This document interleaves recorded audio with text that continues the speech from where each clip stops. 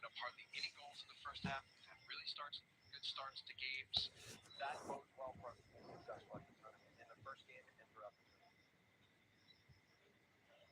And Canada opening in Toronto in a stadium where the men's national team has only ever lost twice, all in their games in this stadium. So familiar surroundings for Canada as they get set to take on Bosnia and Herzegovina, 3 o'clock Eastern time, noon Pacific on the air all day leading up to that game and the kickoff at 3 o'clock Eastern time. Let's head now to Canada's training facility in Downsview Park, just north of Toronto, the home of Toronto FC's training facility. Matthew Shinetti, our Canada men's national team reporter, has been with the team over the course of the last few weeks, from Charlotte, North Carolina for the pre-camp, to Edmonton, to Montreal, back to Toronto.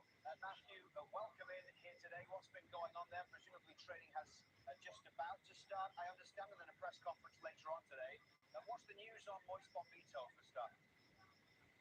Let's go with the schedule very, very quickly. 3 o'clock, the team will take the field. As you mentioned, the first 15 minutes, the media can actually watch. And we'll be keeping an eye on Ismail Kone and his situation after he left with what Christian Jack heard was a fever, and also Alphonso Davies, because now that Moise Bombito is going to be on the squad, the perspective changes just a little bit. We'll get to Davies in a moment, but let's talk about Moise Bombito.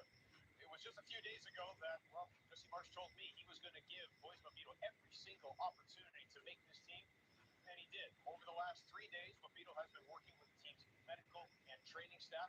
He's in what is called modified protocol. That are drills tailored to his surgically repaired left leg. And Bombito has been working progressively up, doing those drills, doing some team drills as well. But all the way till yesterday, when he did an extensive fitness testing and training with the team's medical staff and training staff, a lot of pushing and pulling drills, sprint drills, and change of direction drills. But I also want to talk about the mentality, because I think Moise Bombito's mentality is the reason why he's still on the squad. In Saint Laurent, Montreal, that's where Moise Bombito grew up. That's where he started to play football. You have something called la puissance, meaning conviction and drive and purpose. Ismail Kone knows that about that too, because they both grew up in Saint Laurent. But Moise Bombito, through his time taking the bus to school, he had a notebook in which he would write every single one of his dreams. And one of those dreams was playing in this World Cup. So when you speak about a team like Canada over the last 2 weeks, which I have watched Jesse Marsh deliberating, talking about, fretting about all of these injuries, or really hamstring injuries, from Alphonso Davies to Ali Ahmed and Jacob Schaffer. Those 2 last guys are training with the team right now.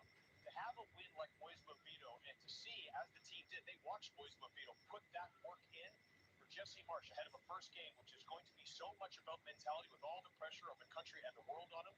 This is a real positive story for Canada, because if Moise Bombito is willing to give that much to stay on this team, Jesse Marsh will point to his team and say, what are you willing to give? Talking of positivity, you know as well as I do that over the course of the last few weeks, Stephen Caldwell has been nothing but positive about Alphonso Davies. For a long time, keeping in the starting 11 on race for the roster before we had to wrestle him to get Alphonso Davies out. But he still thinks that he'll make an appearance in the opening game in Toronto tomorrow. Are you going to shatter his dreams here, Matthew?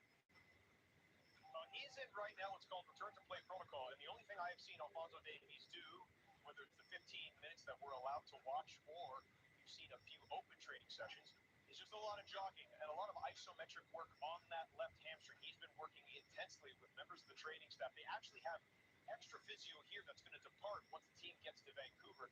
But that's going to be the question, because the captain ahead of this tonight, or when we speak to both Jesse Marsh and Stefan Estacchio, presumption is that Stefan Estacchio is going to be this team's captain and is going to help this team walk out in front of Toronto Stadium against Bosnia and Herzegovina. But the question now is going to be, when is Alphonso Davies going to play? From everything that I have seen, and we will get an update from Jesse Marsh, obviously, Luke, right now, the only thing Alphonso Davies doing is running, jogging, and just doing a little bit of work to test that hamstring out. I have not seen the same level of preparation out of Davies that I've seen out of Bombito.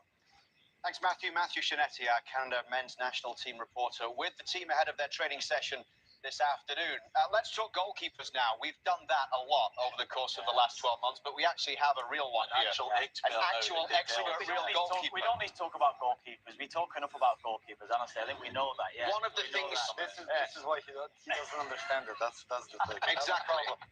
And one of the things you learn very quickly is that Kev hates all goalkeepers. No, I do not. So I don't. there might be a little bit of a problem between you two today. No. Don't listen to them, Milan. Don't listen to them. Honestly, no. He never gives them any credit, but Maxime Crepeau is the man that got the job from Jesse Marsh very recently. Yes. What do you think about the way this all played out over the course of the last few weeks and few months with Dane Sinclair and Crepeau battling for that job?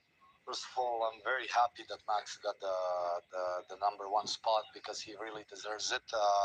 Second of all, I think Jesse should have done that before, not 1 week before the World Cup, because now it's too much pressure on Max. He needed to know before that he's gonna be number one, so he can prepare enough. There's too much media talking, too much people, talking to him, saying, well done, congratulations, and it's taking away his concentration for the next matches. So Max, for me, is amazing goalkeeper, like we've seen before. Amazing saves he has, and I think he's gonna do great. Milan, you touched on there about the pressure that's on Max now going into this tournament with the decision only being made a week before the tournament.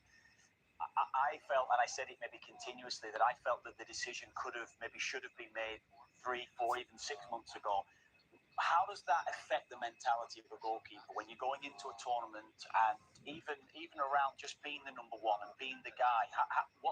Everything that goes with this, how do you think Max is feeling right now? I think he has a lot of pressure right now because the decision was made, like we talked about it 1 week before, and they both, him and Dane, they didn't know who's gonna be that number one, and they were both nervous, concentrated.